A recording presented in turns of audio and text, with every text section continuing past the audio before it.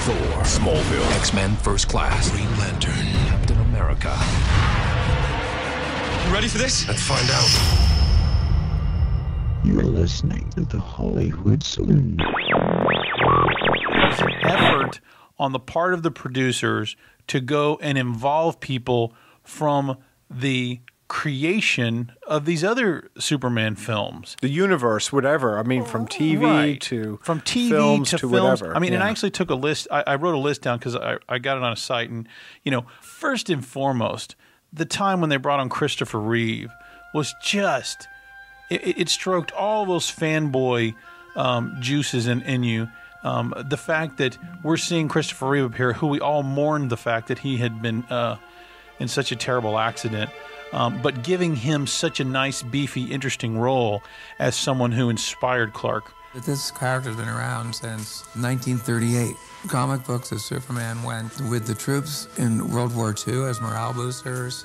It's a very important piece of American pop culture and mythology. It's about hope. It's about what friendship means. It's about leadership. It's about discovering yourself. And all those things are relevant to every generation. And I'm glad that the character has survived the test of time and will always be reinvented for each generation.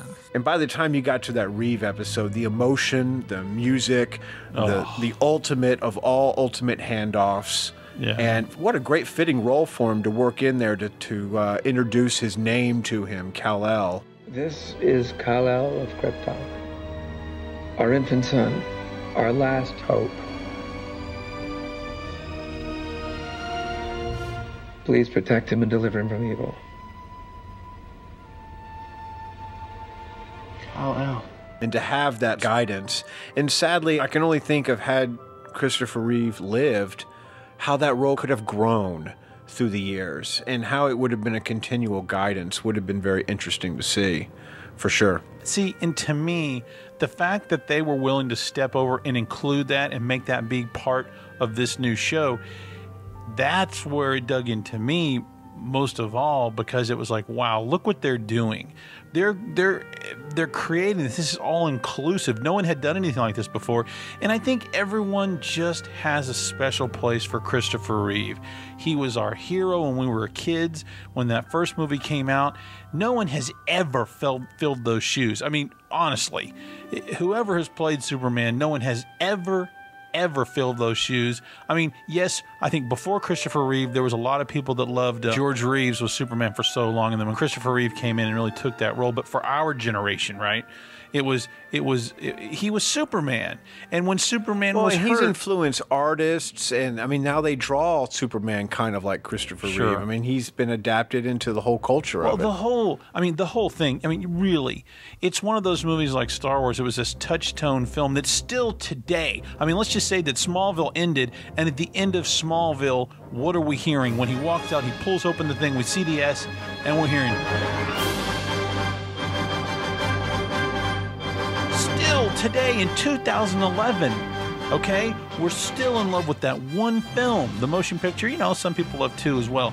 But, you know, and then Superman Returned, we can get on talking about that later as well, where that was completely inspired and all about the nostalgia and the throwback and the honoring of Superman the motion picture.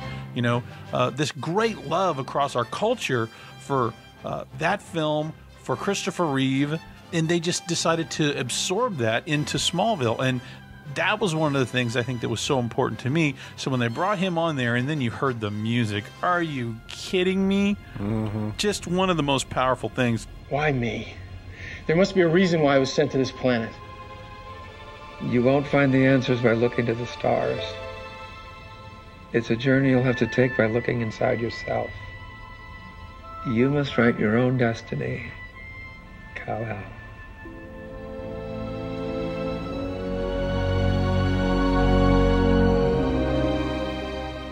You're listening to the Hollywood Saloon.